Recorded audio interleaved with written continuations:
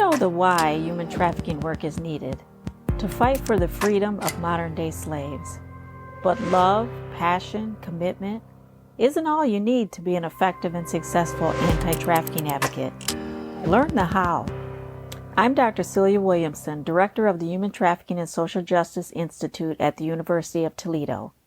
Welcome to the Emancipation Nation podcast, where I'll provide you with the latest and best methods, policy, and practice discussed by experienced experts in the field so that you can cut through the noise, save time, and be about the work of saving lives. Welcome to episode 123 of the Emancipation Nation. It's becoming the holiday season, and so Thanksgiving is just around the corner. And it's fitting that we talk about the sixth journey of the survivor's journey, which is to engage in an open and honest self-examination. And I'll tell you why that makes sense during the Thanksgiving time, is because a lot of who we are was shaped by our families. It was the table that we sat around when we were children, the couches we sat on, the stories we heard. That's where we received our values. That's where we received a lot of our character. And so Thanksgiving time is a time that we get back to our roots, back to our family. And the sixth journey is really to engage in an open and honest self-examination, is to get to know you. And that's so critical to your recovery. As survivors, so much has happened in our lives that we haven't had time to reflect on who we are and what we've been through and where we're going. And I can relate to that as a survivor of domestic violence. But when we stand in our truth, we allow ourselves to uncover our wounds and our scars, along with our desires and our goals. There's nothing wrong with standing in your truth. In fact, your truth is ultimately what will set you free from your own self-imposed barriers and blocks. In the sixth journey, you examine your life. You take an honest accounting of your life. Why is it important to engage in an honest and open self-examination of your life? Because recovery is about changing the way we live. We can only change what we understand. Our work through this journey is to bring into the light what's been hidden in the darkness so we can understand it. Our thoughts, our feelings, expectations, our past, our hopes, our dreams, our desires, our experiences were shaped first by our family and in our relationships. These interactions and experiences are imprinted on us. So sometimes in order to move forward, we have to move backward and examine who we are. This examination will help us understand our risks, our patterns, and perhaps why we've been so successful in some things and not in others. So the goal for this journey is to use the tools provided to identify patterns in our life and then examine them each piece by piece. A professional therapist can help us process what we find, and a professional will let you know if it's safe then to continue through this journey. And if it's not safe, then you work with your therapist and strengthen yourself so that you're ready and able to take this journey. So you'll begin by looking at the people that have been in your life, beginning with your family. And our family heavily influenced who we are today. They had a lot to do with the way we think and behave and feel today. And when we were kids, and even as teenagers, we picked up on everything.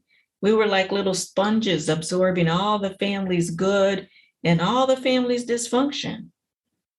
Some of us may have even been in foster care, being bounced around place to place with people we didn't know and people we didn't really connect with in any deep or meaningful way.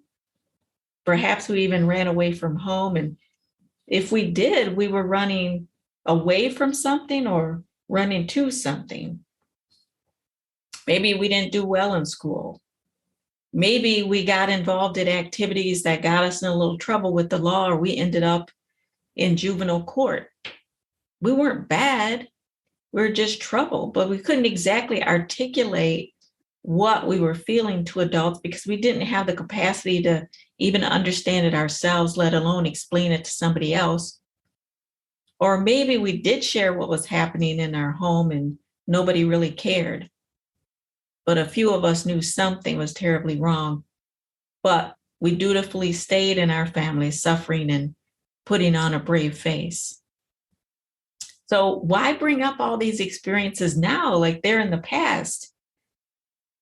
Well, because what we're going through today has a lot to do with how we feel about ourselves and why we keep getting ourselves in bad relationships and bad situations that don't work out, and why you don't trust other people, and maybe why you don't trust yourself completely. All of these experiences took a toll on us, but they first began to form in our childhood. So we have to look back in order to move forward. The past helps us understand the present, but let's be clear, our past in no way dictates our future, because we can reclaim our own power, choice, and voice. We are the ones who decide our future and what our future holds. We decide the direction and we make the decisions. And that's why it's important to understand our past, because our past holds unspoken beliefs and patterns. And without revealing those and understanding those, then we're doomed to repeat the past. So when we think about our childhoods, we have to think about these questions. Was our childhood a happy one? Like, there are both happy moments and sad moments, but overall, was it a happy one? Was it a healthy one? Was our childhood filled with a complex medley of experiences that were good and bad? How were you treated, though, for the most part? Who in your family was there who loved you and protected you? Who'd you look up to and want to be like when you grew up? Who provided for you? Who gave you the love you needed? Who didn't?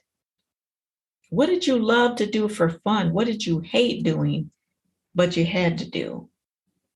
Who was your best friend in the family and outside the family? What did you do with your best friend? What was your favorite game and activity? This is the time of year, again, where we're getting back together with our families. And so beginning to just take a deeper look at family, because there's some universal promises owed to children, regardless of who they are, what they look like, where they live, what they do or what they did or didn't do, or how they pleased their parents or guardians or they didn't. There are universal promises, and those are to be loved and protected. Children should always feel safe. A child needs food and clothing and shelter, and that safety should always be met. There's nothing that a child has to do or should do to have these basic needs met. Emotionally, children should not be afraid in the spaces that are designed to keep them safe. They should be made to feel that they're precious and that they have good hearts and intelligent minds. As they grow, they should be given age-appropriate tasks that they can master so that they begin to feel strong and competent and empowered and good about themselves. They should receive positive feedback when they have accomplished life's tasks that are necessary to support their emotional, intellectual, physical, and spiritual growth. These are universal promises to the children we raise. So now let's discuss the opposite, because there are different forms of child maltreatment. Child sexual abuse is probably the most studied, and that involves physical touching or physical force, or may not involve physical touching or physical force. Some abuse involves physical sex acts, some attempted sex acts, But they may also involve non-physical assault, like harassment or threats or forced exposure to pornography or images or films or photography. A victim may not be aware at the time that they're being victimized, or they may be aware. About 1 in 4 girls and 1 in 13 boys are reportedly sexually abused as children, but we know there are lots of young people who never report abuse. Over 90% of children are victimized by someone the child or the family knows. The peak age of vulnerability is between 7 and 13, but abuse can occur, and it does occur, in much younger and much older children. Sexual abuse is highly traumatizing. It impacts our core self-esteem. It violates our boundaries. It colors our future relationships, and it can destroy our trust in other people. Child physical abuse is also an experience that can negatively impact us. When someone devalues a child to the point of physically lashing out at them, the message the child receives is that they're unworthy and unlovable. And that sometimes becomes their core belief system. So instead of understanding that the adult is wrong, deep down the child often feels that something must be wrong with them. Child neglect is another form of abuse. So instead of doing something to the child, neglect is the failure to do something that's needed by the child. Neglect may include failing to provide food, clothing, shelter. It could also mean failing to properly supervise a child, failing to provide a safe environment, to provide an education, or the child may be physically, medically, educationally, or emotionally neglected. They're left to sometimes feel unsafe, unsure, in survival mode, asking, talking, begging, stealing what they need to survive. Emotional and verbal abuse is by far the most prevalent type of abuse because it's a part of all the other type of abuses. On the other hand, some children can and do experience emotional abuse without ever experiencing any other form of abuse. Emotional violence is just as powerful as physical violence, and in some respects, even more powerful because it can last even longer than physical violence. It might involve name calling, such as stupid, or calling somebody a loser, or other names that these children take to their hearts. And it may include persistently comparing a child to another child, or mocking a child, or shaming them, or threatening them, or embarrassing them in front of other people. Making them the butt of a joke in the family, making them feel responsible for any other type of abuse they suffered, expressing to them that they're unwanted or that nobody else wanted them, or distancing them from other loved ones, disconnecting them from needed socialization, or purposefully withholding food, clothing, shelter, safety from the child. And finally, emotional abuse can also involve killing a child's pet. I want to break into the podcast and let you know that many people believe that all youth have the same or similar risk for human trafficking. Not true. There are some youth that are at higher risk for various reasons. If you want to know who's at high risk, go to my website, celiawilliamson.com, and pick up my free assessment tool. It's easy to use, easy to score, and it's been validated to tell you which youth between 12 and 17 years old is at risk. celiawilliamson.com, look for the HT Risk Assessment Tool. And now, back to the podcast. The common denominator among all these forms of abuse is the child walks away feeling shame and feeling trauma. And remember, Guilt is when you do something wrong. Shame is what you feel when you are something wrong. So abused and neglected children often believe they're unlovable and they're unworthy of genuine love and care and concern. So that is why it's so important to go back and look at our childhood and look at our teenage years. And, no childhood is perfect, okay? Even when you have a loving and engaged and you have some good parents or guardians, and there are some things that just happen to you in childhood that are damaging to you. So maybe, you were ostracized by your friends or you were bullied, or perhaps you were different because of your sexual orientation or identity or your culture or ethnicity, or perhaps you just didn't feel like you were valued because you didn't match your friends or your family, the people you shared space and time with. You felt different.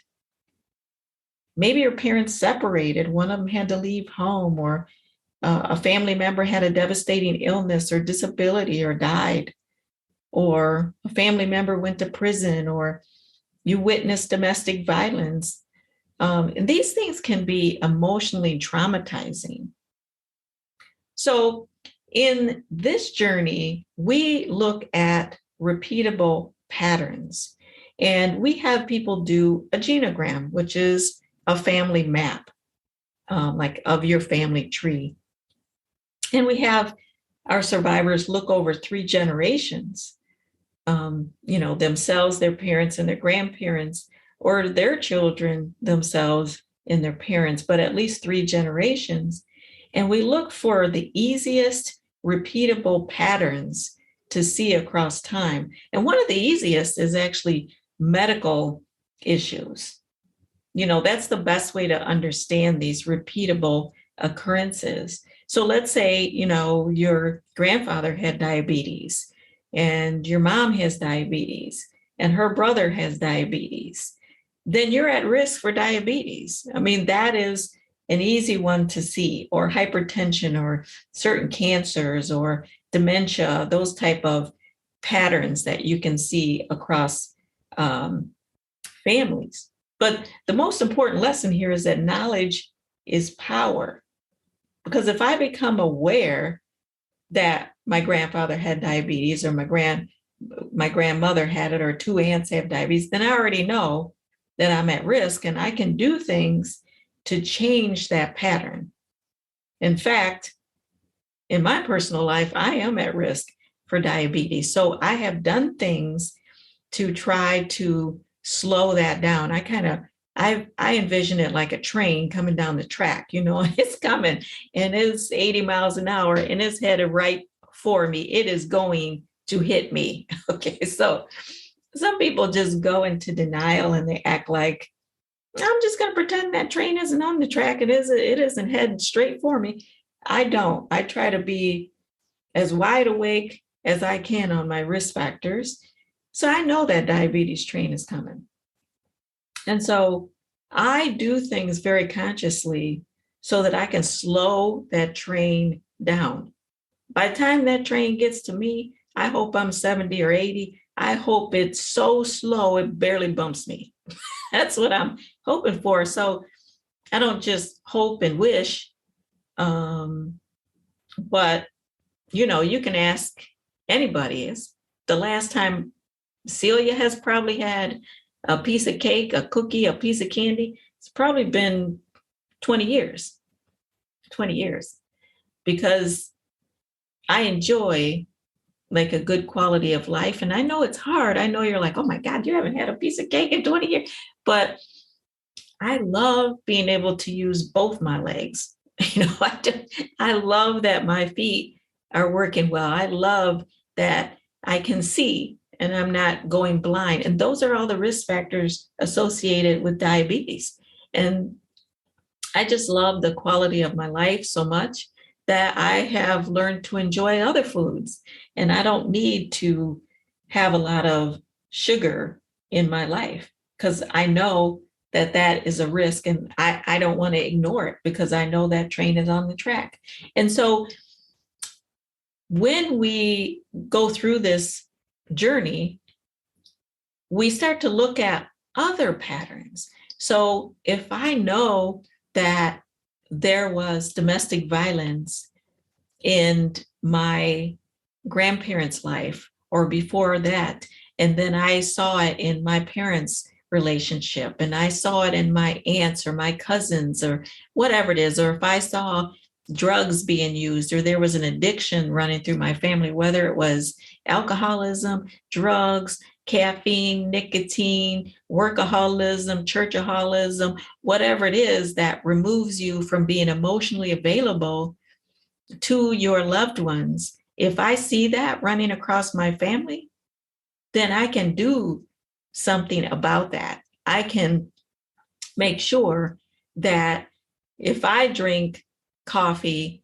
that, I'm drinking decaf. I can make sure that if there is addiction running through my family, if I drink a glass of wine or I drink a beer, I can drink these many, because I'm watching, I'm conscious of that.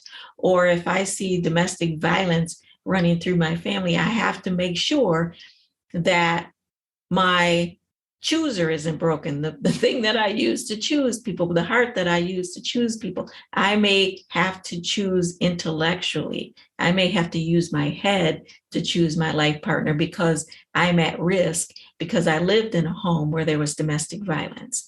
And I've seen domestic violence across my family, that therefore I am at risk for that. And so that's what this journey is all about, is looking across generations and seeing, what has gone on.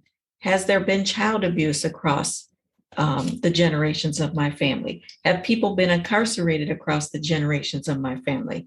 Has there been addictions across the generations? Has there been a level of shame across generations? Anger, sadness? Are people highly accomplished across generations in my family?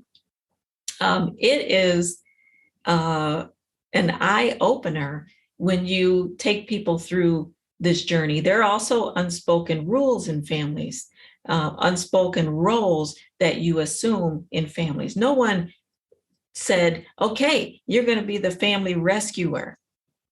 Okay, whenever we have a problem, you're going to be the garbage cleaner upper person. Whenever somebody pops off and there's a big rift and a fight in the family, you're going to be the person, you're going to be the glue. You're going to be the person that brings the family together. That is, if that's become your role, then what you need to know when you have your power, choice, and voice is that you can choose not to assume that role anymore. You say, oh, I can't do that. I mean, yes, you can. You absolutely can, because you teach people how to treat you. And every time they call you and say, come clean up the family mess, and you run and do it, then you are reinforcing to them that you indeed appreciate this role and keep calling me, because every time you call me, I keep responding. And so there are family rules that are unspoken. And I'm not talking about rules like take your shoes off before you come in the house. I mean, deeper, more meaningful family rules.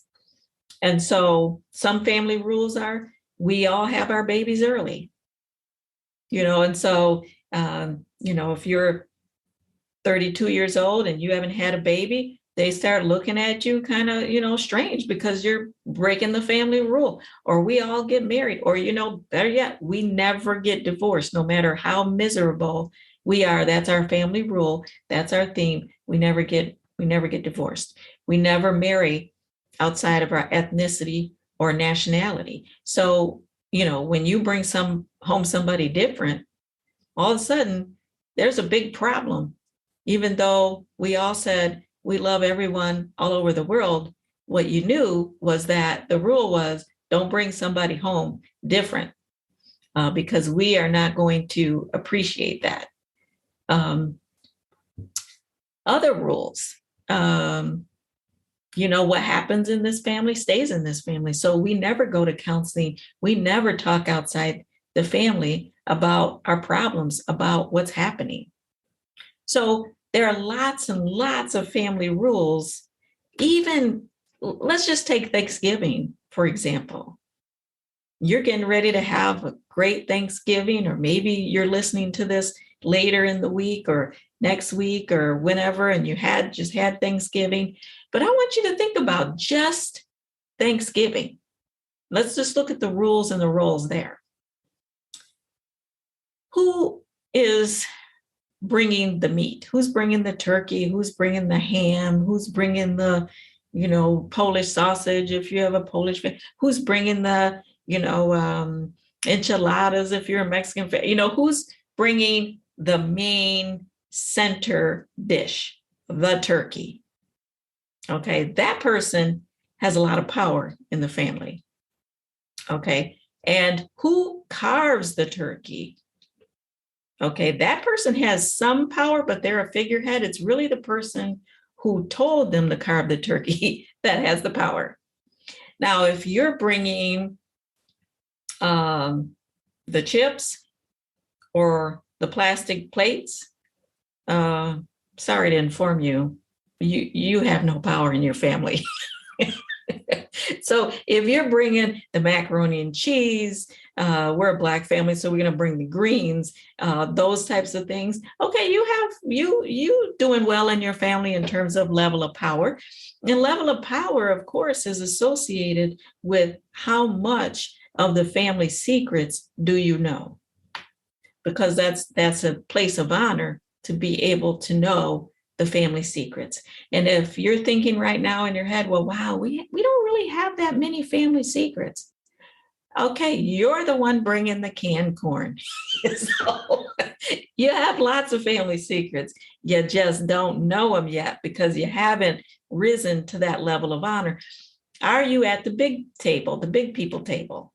If you're at the little rickety card table, still, come on, you got to go renegotiate your position and power in this family. If you're still at the little rickety card table, then you've got to, do some renegotiation, because you're never going to learn the family secrets if you're not even at the big people's table at Thanksgiving. Okay, so that's just an example, just the Thanksgiving day. How many rules, are there to that, and how much power is associated with that? And so when we travel this journey, we start looking at our past, our power, our rules, our roles. And you know what? We will decide, because that's what empowerment is all about. We will decide if we want to continue to have this rule and abide by it, and if we want to continue to have this role and assume it. And if we don't, then we give up the role. Yes, people will be upset. They may not even know why they're upset, but they just don't like you because you no longer are serving in this role in the family. But if you don't, the family will be okay. They will survive. And if you don't want to follow those rules and you want to be your own human, then do that. You can do that. And if you don't like your position in the family, guess what? You can start a conversation and you can renegotiate that. You could be like, well, next year, I think I'd like to bring the macaroni and cheese. Next year, I think I'd like to host Thanksgiving. Oh, you're going to be in trouble if you try that one. But, don't try to power grab too much too soon. But that's what this journey is all about. You think that you have to continue to play that role, to answer that phone, to sit on the phone for an hour and hear that family member's woes and problems. You have things to do. You know what? You are not stuck. That's what the survivor's journey is all about. You can assume your power back. You can say, I'm no longer going to be the whooping boy in my family, or I'm no longer going to assume that position, that role. So the point is, when we uncover, when we illuminate, when we expose, when we make it transparent, we can see where we are and how we got here. And if we no longer want to be involved in dysfunctional relationships, we can choose not to assume our positions, our rules, those roles, and we can understand where our core beliefs first came from. And if they're negative, then we can start to work on changing those core beliefs about ourselves. These are all called choices, and they are all within our power. So, as we begin to identify and change negative patterns, then we begin to think about what we want for our future. Because if we just walk the earth blindly, then we will unconsciously fit into those roles and those rules assigned to us. We will unconsciously believe the things that we heard about us and our experiences in our childhood and our teenage years, and we will walk blindly in that path. But once we understand that, where we came from, and we understand the rules and the roles, we can change those negative patterns. So the journey is not only about what to identify and stop doing, but it's also about identifying what we want to start working toward. So in this journey, we also examine our goals, our values, our motivations, our strengths, our weaknesses, our level of confidence. And we start examining those issues that have been holding us back from living out our desires and achieving our goals. So many survivors have dreams beyond their wildest imagination, but they're afraid to pursue them. And I'm sure if you're not even a survivor, you have goals, but you're afraid to even think about them, let alone verbalize them out loud to someone else. You don't even want to acknowledge them because you're afraid that you're going to be ridiculed. But let me read this poem by Marianne Williamson. It says, our deepest fear is not that we're inadequate. Our deepest fear is that we are powerful beyond measure. It's our light, not our darkness, that most frightens us. We ask ourselves, who am I to be brilliant, gorgeous, talented, fabulous? Actually, who are you not to be? You are a child of God. Your playing small doesn't serve the world. There's nothing enlightening about shrinking so that other people don't feel insecure around you. We are all meant to shine as children do. We were born to make manifest the glory of God that's within us. It's not just in some of us, it's in everyone. And as we let our light shine, we unconsciously give other people permission to do the same.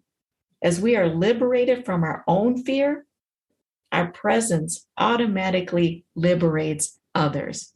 So I'm so happy that I was able to talk about this particular journey in this particular day, just as you're set out to visit your families who are wonderful and warm and loving and caring. They might also be those people that remind you of all your insecurities, your problems, and the past. So just know, when you go sit at that table, enjoy the good parts of your family. And, don't carry home the negative reminders from your family. That's a burden you don't need to carry home, right? Just use that old Black woman saying. This is what we say. We say, "Oh, you crazy."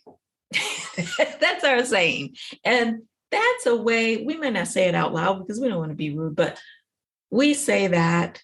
And I know I've mentioned it before. I hope I've mentioned it before in these podcasts, but we say that because we want remind ourselves that this isn't my emotional burden to carry. So sometimes when you go back to your families, they remind you of the mistakes you made in the past, or they remind you of the family dysfunction and you feel guilty and you feel ashamed. If that happens to you this Thanksgiving, just remember, just go, "Woo, crazy." Say that in the back of your mind. Don't say it out loud.